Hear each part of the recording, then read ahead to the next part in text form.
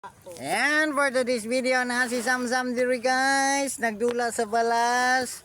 Oh, by the way, kung mangutana mo asa ni dapita, nami diri sa kuan bye sa Bios, mao ni siyang gitawag kaniadtog Punta Bandira. Hasta karon Punta Bandira ra gid gihapon, ambot nganong mo na siya gingalan ani nila nga dungguanan diri. So naa siya gadula-dula sa diri sa balas. Okay, amo siyang gilaag kadali kay aron ma-enjoy pud niya ang iyahang pagmata.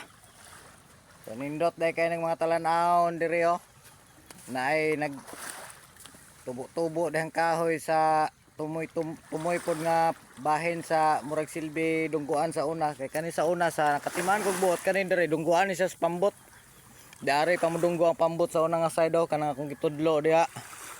O medyo hunas-hunas dito sa pikas na isudlonon dito so andito po sa unahan na ni luyo anang na tumoy-tumoy diha nga kuano murag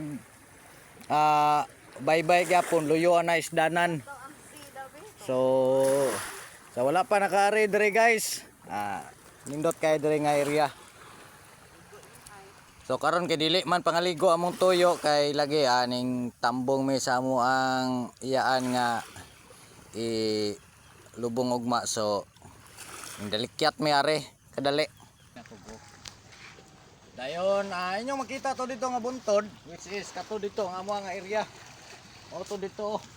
So amo atong gilibot ganina by lang trip. So dito may abot pa mig dumalinaw katay tuyok may anton naabot mi dire.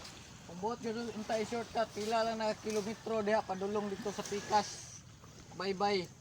Pero lagi kay wala man tay kuan. Wala man tayo lang option, wala man tayo bangka. So dire ra gyud bayang motor ra gyud amo ang gigamit nga kuan. Pamaagi sa transportasyon. So daghan kayong salamat sa paglantaw guys. Hinaot nga nalingaw mo.